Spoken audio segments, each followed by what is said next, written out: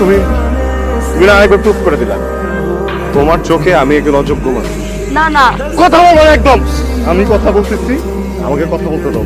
তোমার চোখে আমি একজন অযোগ্য মানুষ, জন্য পাশে ওভেন পাঠায় দিতা, পাশে আলমারি পাঠায় দিতা। এখন সে মানুষটা এতটুকু অযোগ্য হয়ে গেছে যে নিজের স্বপ্নটা পর্যন্ত দেখতে পারবে না। আমি গরিব, তোমাদের মতো এত টাকা পয়সা আমার কাছে নাই, আমার বাপের কাছে নাই। আমার বাবা একজন কৃষক, তার পকেটে যে কয় টাকা ছিল সেই কয় টাকা দিয়ে উনি আমাকে যে পড়ালেখা করতে পারছে আমাকে ওইটাই করাইছে। ওইটা করে আমাকে শিক্ষিত করে শহরে পাঠাইছে। আমি ওই শিক্ষাগত যোগ্যতা দিয়ে কিছু না কিছু করতে চাই। তোমার চাচা মামার টাকা দেয় না। এরকম না ব্যাপার। এইরকমই আগে জানতে না যে আমার টাকা নাই, তো রাষ্ট্র কেন সম্পর্কে টাকা দেখে আসতা। আমার জীবনে প্রত্যেকটা মুহূর্তে প্রত্যেকটা সেকেন্ডে তুমি আমাকে এটা বুঝাও যে আমাকে দিয়ে কিছু হবে না। আমি খুবই অযোগ্য, আমি খুবই ছোট। সরি আমি নো, আমি শুনতে চাই না। আমি এই পণ্যই হতে চাই না। চাচার টাকা আছে, 1 কোটি টাকার গরম দেখো আমার না। আজকের পর থেকে তুমি আর কোনোদিন আমার সাথে কথা বলবা না প্লিজ না। আমি তো পণ্য, এই পণ্য নট ফর সেল। কয়টা বাজে?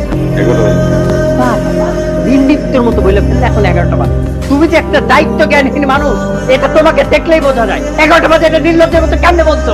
বলবে আমি ঠিক টাইমে আসছি। আমাদের টাইমলাইন কয়টা? তোমার টাইমলাইন তুমি নিজে জানো না? বলেন না। 3টায়। এখন বাজে 11টা। আমার কাজ তো চলছে, তাহলে আপনি চিৎকার করছেন।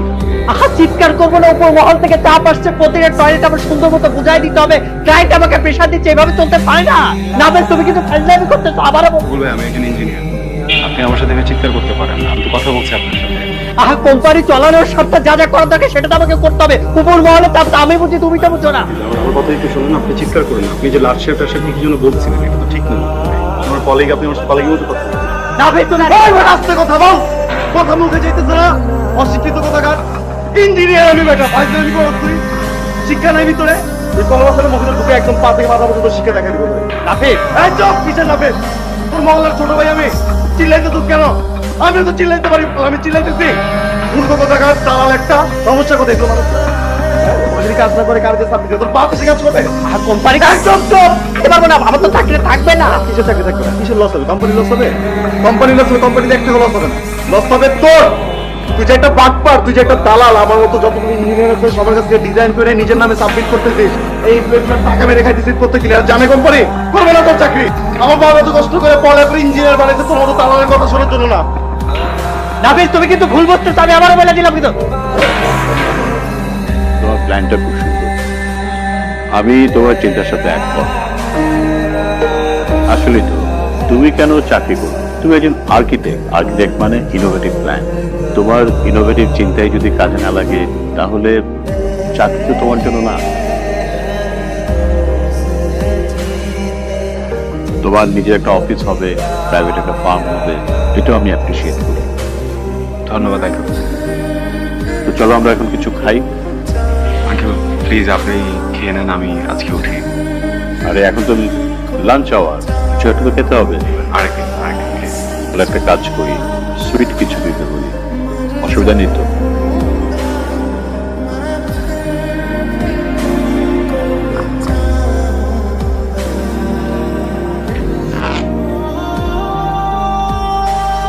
এটা কি? এটা তোমার প্রাইভেট ফার্মের জন্য আমার একটা ফিনান্স। শারমিন যখন প্রথম আমাকে বললো তখনই আমি ভেবেছি তুমি নিজে যখন কিছু শুরু করবে তোমাকে আমি সাপোর্ট করবো। এখন কেন? Please go ahead. আমি শুধু রিকোয়েস্ট করবো টাকাটা যেন নষ্ট না হয়। এজন্য না সবসময় বেশি বেশি ভাবে আপনাকে। ভাই আমি কথা দিচ্ছি কোনো সমস্যা হবে না, আপনি প্লিজ একটাবার আসেন।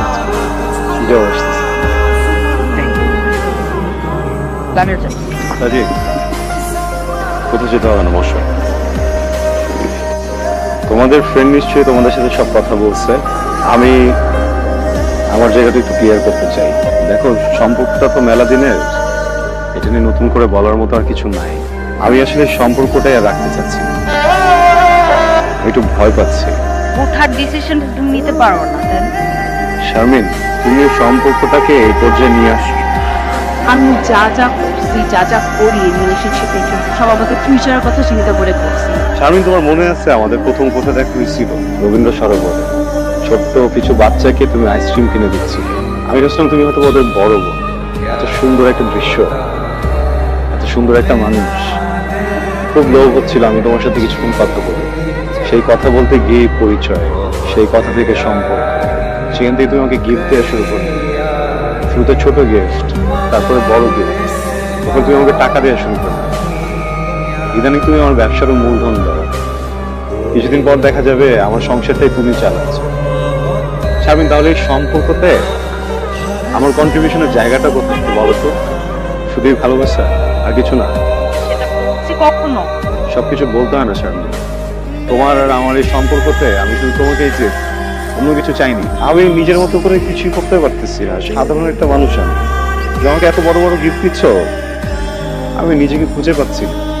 তোমার উপহার, তোমার চাওয়া পাওয়া সবকিছু মাঝে আমি কোথায় যেন হারিয়ে যাচ্ছি শারমিন। আমার জীবনটা কি আমার না? এটা তো শুধুমাত্র তুমি কেন্দ্রিক না, তাই না? তুমি এভাবে বলো না প্লিজ। শারমিন, আমি যদি জানতাম তুমি এত বড় পরিবারের মেয়ে, আমি তোমার সাথে সম্পর্কতে যেতাম না।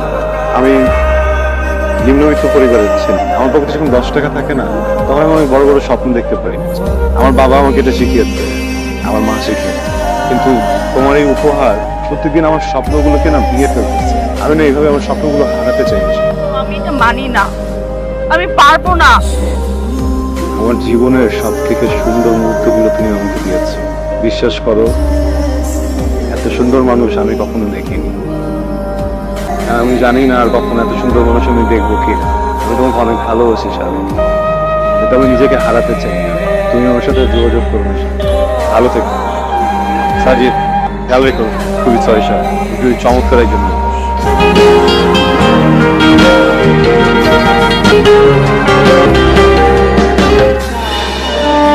হ্যালো নাফিস, কথা বলতেছো না কেন? Hello.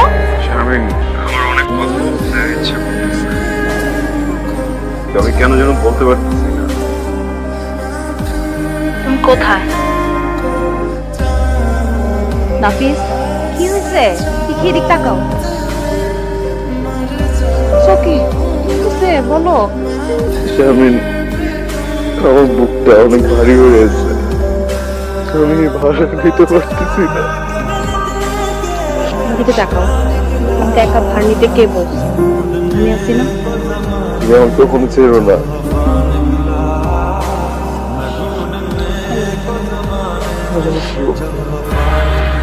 I love you too. I love you more.